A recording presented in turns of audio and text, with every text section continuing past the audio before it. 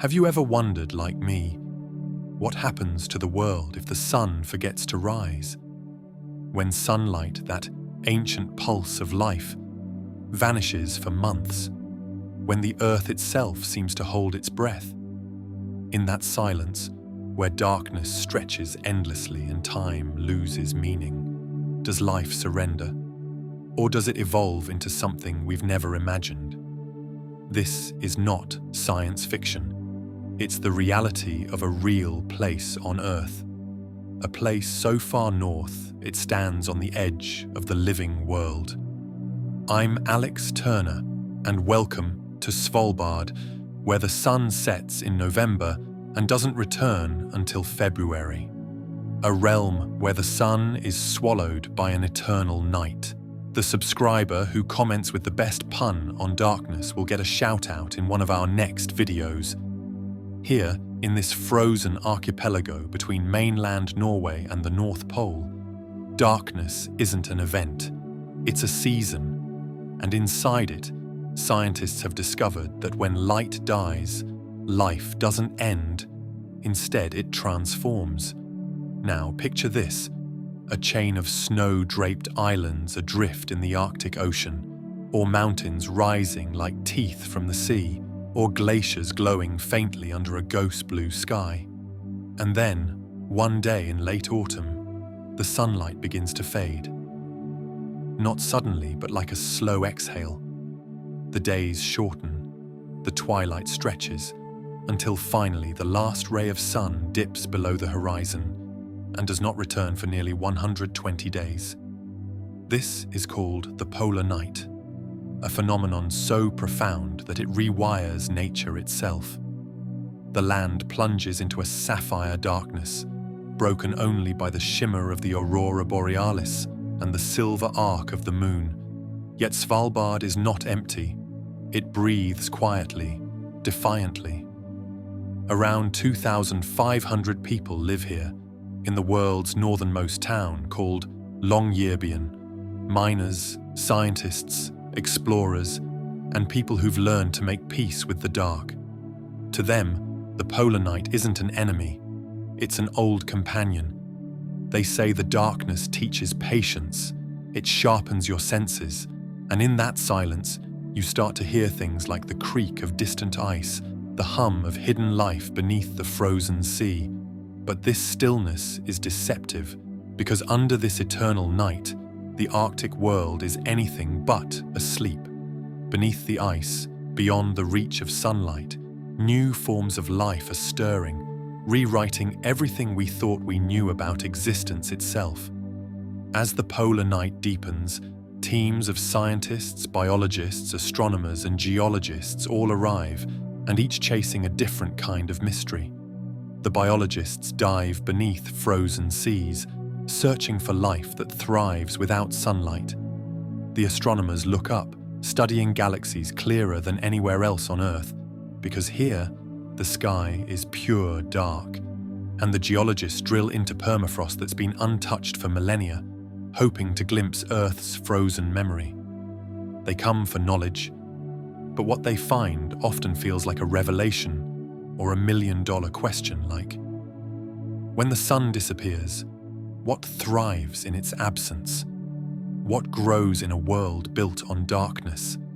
That's the questions haunting every expedition, because in Svalbard, darkness isn't empty. It feels alive. Underneath the frozen ocean, strange organisms feed on minerals instead of light. On land, Arctic foxes navigate in pitch black, using only sound and scent.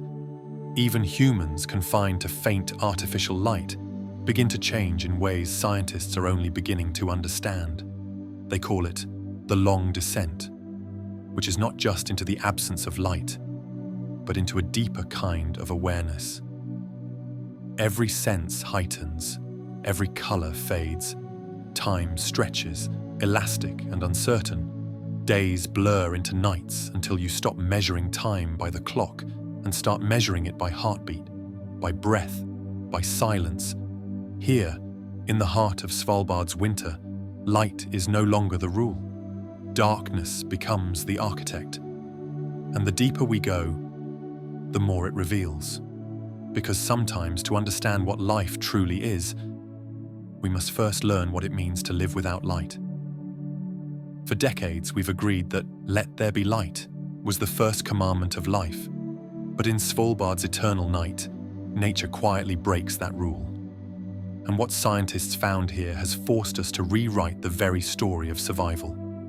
Down here, where no sunlight has touched for months, life still whispers. Not with color, but with chemistry. Not with warmth, but with persistence. A look into life beneath the ice.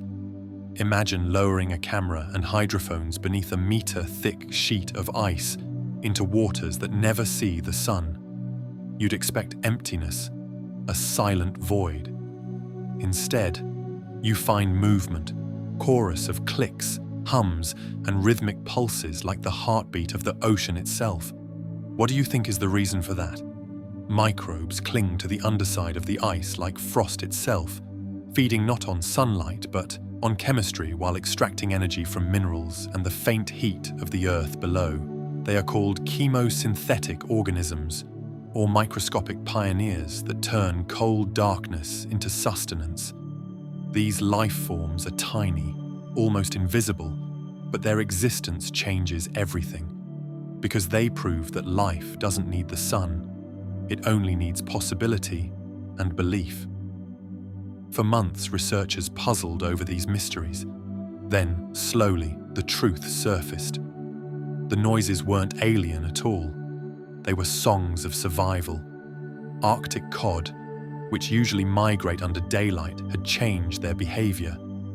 In the endless night, they start to use sounds to navigate and communicate. And bearded seals, usually silent in the summer months, starts producing deep, melodic calls beneath the ice, a secret language carried through the black water. Biologists studying these microbes realize they are living analogues for what might exist on the icy moons of Jupiter and Saturn, like Europa and Enceladus. If creatures can thrive beneath Svalbard's frozen seas, then maybe, just maybe, life can survive in alien oceans beneath worlds of eternal night. It's not light that defines life, but adaptation. Next, there is a certain psychology of darkness. But the darkness doesn't just change animals, it also changes us. Months without sunlight start to blur the boundaries between night and day. Scientists call it polar desynchronization, which is the slow unraveling of our internal clocks. Without sunrise or sunset to anchor us, our bodies lose their rhythm. Sleep becomes fragmented, moods swing unpredictably. Time, which is the most human invention, begins to dissolve. Some researchers report vivid dreams, even waking hallucinations. Others feel an unexpected calm, as if the dark simplifies everything. They learn to listen more, to move slower, to think in stillness.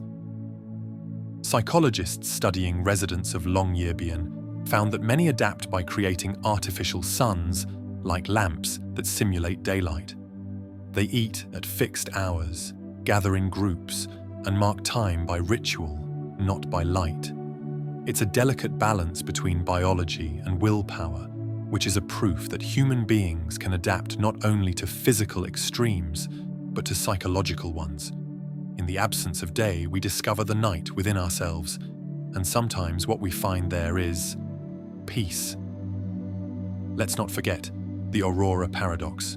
And then there is light again, but not from the sun. The aurora borealis, ribbons of green and violet fire, dance across the sky like veins of electricity in a cosmic body. To the people of Svalbard, the aurora isn't just beauty, it's a pulse, the only rhythm left in the long night. Here's what scientists discovered. During the polar night, when all natural light disappears, the aurora becomes a kind of biological metronome. Its shifting glow affects animal behavior by influencing feeding cycles, migration routes, even the sleeping patterns of reindeer and seabirds. In a world where the sun is gone, the aurora becomes the only light cycle that life can follow. It's what researchers now call the aurora paradox.